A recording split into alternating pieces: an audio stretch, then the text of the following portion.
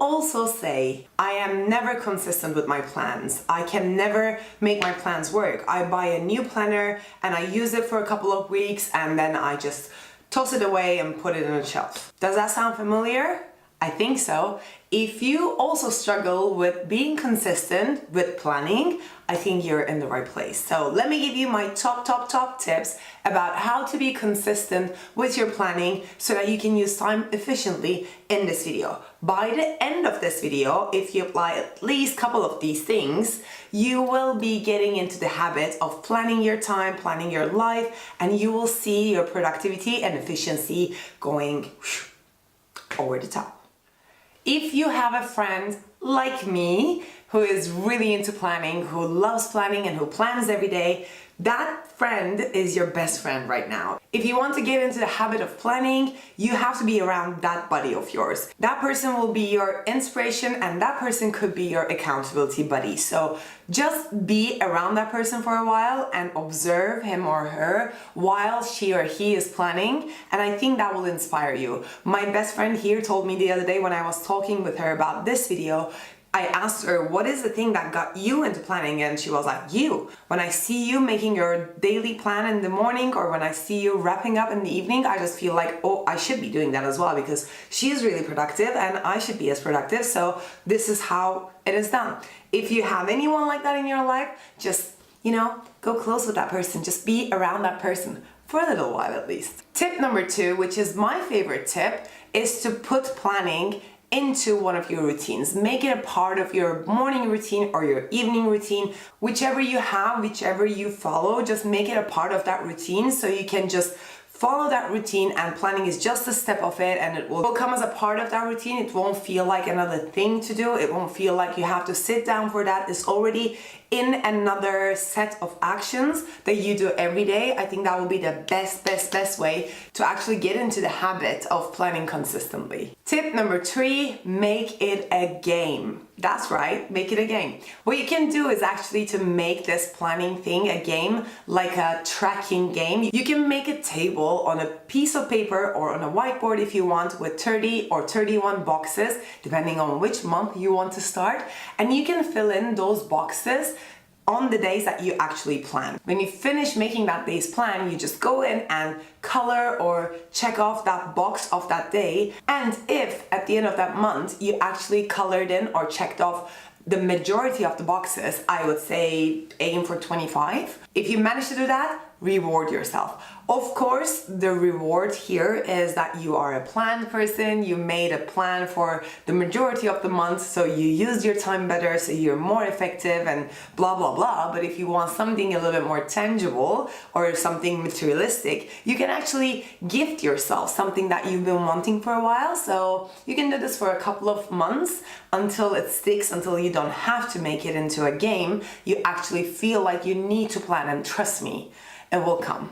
Trust me, you will come to a point where you feel the need to plan. Tip number 4, keep your planner in front of you or carry it around with you all the time. If you work in an environment where you have a computer and a desk where you can actually lay down your planner that you can see every single minute of the day, that's great. Just put it there, as I have mine right now in front of me. Just put it there and have it in front of your face the whole day. I think that will also remind you to check it and then plan it and all that good jazz. But if you're on the go mostly, if you don't have a job where you sit down in front of a computer all day, you can just carry it around.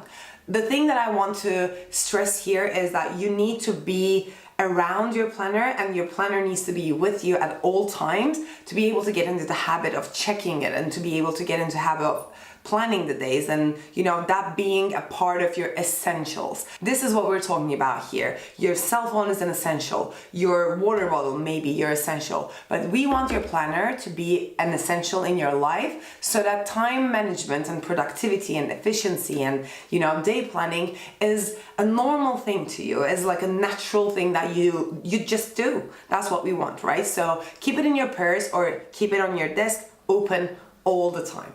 Tip number 5, which is also a favorite for me, do not use anything else than your planner. Okay, let me explain this a little bit. What I mean here is, I am sure that you're somehow planning. Everybody somehow plans. Maybe you have a notebook that you write down your ideas, or like notes of a project or anything. Maybe you have a little one in your pocket, in your bag. Maybe you have a big one on your desk. Maybe you have your cell phone where you write down some notes. Maybe you use the Notes app. Maybe you use the Google Calendar app. Maybe you use Evernote, Trello, whatever it is. I am sure you have something, because no human brain at this point in 2019, no human brain can actually keep up with all the information and all the necessary things that we have to remember all the time. So I am sure that you have some type of system when it comes to planning. What I'm trying to encourage you here is to drop everything else and try to make it into one single system that helps you with everything. This is what a planner is essentially, so you don't have to go through several notebooks or several apps or several, I don't know, whatevers, or post-its to be able to find what you need and to be able to, get a good grip of what's gonna happen the next day, week, or month. What we want here is for you to be able to plan everything that you need, including your goals, plans, dreams, whatever, in one item, in one planner, basically. So don't use any notebooks, any apps, any post-its, any paper or electronic means, nothing at all but your planner. That'll be really good to help you to get into the habit of picking it up whenever you need to do something. Write a note, maybe when you're in a meeting, when you need to take some notes,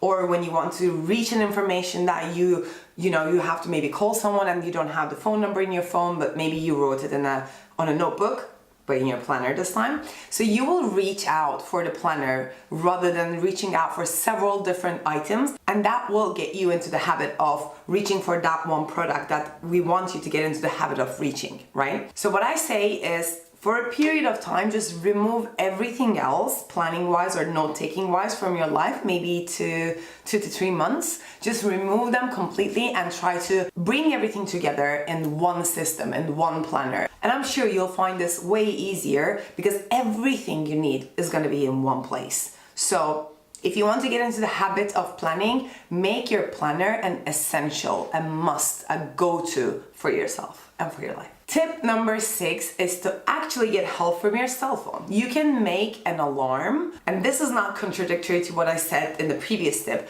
I'm talking about the alarm function. There is no planner on the planet yet to have an alarm function, but if you can use the alarm function on your cell phone, you can make a daily or a weekly alarm that will remind you that you need to be planning. What you could do is to set an alarm for, let's say, 6 p.m. on a Sunday evening where you have to plan, that will remind you to plan for the next week. Or you can set an alarm maybe at 8 a.m. when you start the work day for you, that you need to plan the day for 5 minutes. So use electronics, use technology, I do all the time, to remind you to do what you need to do in terms of planning. And let me assure you, I do use electronic means in conjunction with my planner.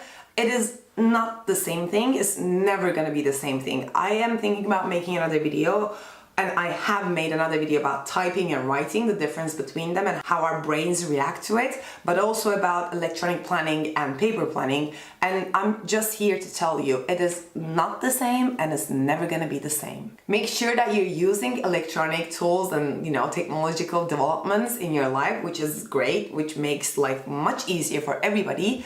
But use that especially to enhance your paper planning. Tip number 7 is to not focus on the days that you missed.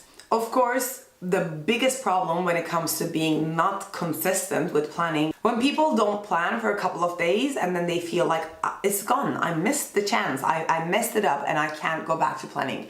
Well, that's not true. If you really want to plan and if you really need to plan, which I think you do, you can catch up whenever you want, right? Even if you were going to a language course, for instance, if you miss a day, that is a big deal because they learn a lot of things in one day, but still, you keep up, you can catch up in the end, right? Even something like that, something like 8 hours of, I don't know, guitar lessons, you can catch up. This is not even that, hard. It is something that you just have to get over the fact that it is not a big deal to miss out on planning for a couple of days. Just remember, you can get back into the habit. So this is the biggest point, I think, where people say it doesn't work for me. Just make sure after a couple of days, if you needed a break or if you forgot about it or if your life didn't allow it, make sure that you go back to it. There's no missing or messing or, you know, like ruining it in planning. It helps you for the day, it helps you for the bigger picture, but if you don't do it on a day that it is super busy or you couldn't or you didn't want to, it's okay. It's okay, just make sure that you come back to it later. And lastly, tip number 8 is to make a list of why do you plan and why do you want to plan. I think this is crucial to every single action that we take. We often forget the reason why we're doing certain things, and it makes us lose our focus and motivation. If you don't know why you are doing something, for instance, if you didn't know why you're working, which is probably to, you know, earn a living, if you didn't know, that would be really hard to get up every single morning at 6 a.m. to go to work, right? It is the same thing here. Of course, planning is not a job. Planning is not another task on your to-do list. Planning is something to help you. Planning is a tool to make life easier, but at least until the point where it is in your habits, I think this is a good way to go. Make a list of why do you want to plan and why do you plan in general. I think your list will include something like, I want to reach my goals. I want to, you know, buy my dream house. I want to get that 6-figure, 7-figure business. I want to get good grades at school. I want to use my time more effectively. I want to be a more productive person. I want to make time for my, you know, personal life. I want to make time for a new hobby. Whatever your reasons are, make a list of those reasons and keep that list in front of you so that when you are out of that habit or when you don't feel like doing it, just read a couple of things from that list and you will remind yourself why actually you're doing this and you're trying to get into this habit.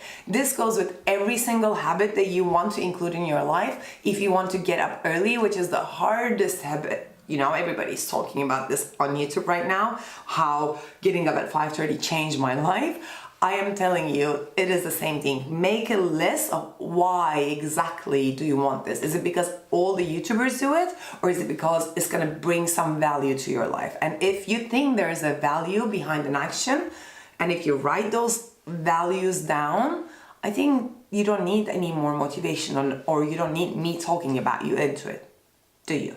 So this was it for today's video. I hope these will be helpful. If you struggle with planning and if you apply any of these rules, please tell me and let me know in the comments below how it is working out for you, if they were helpful or not. And if you have any other suggestions to help people plan more consistently, please do share it with us because these things should be shared rather than keeping it to yourself. Thank you so much for watching and I will see you in my next video. Bye.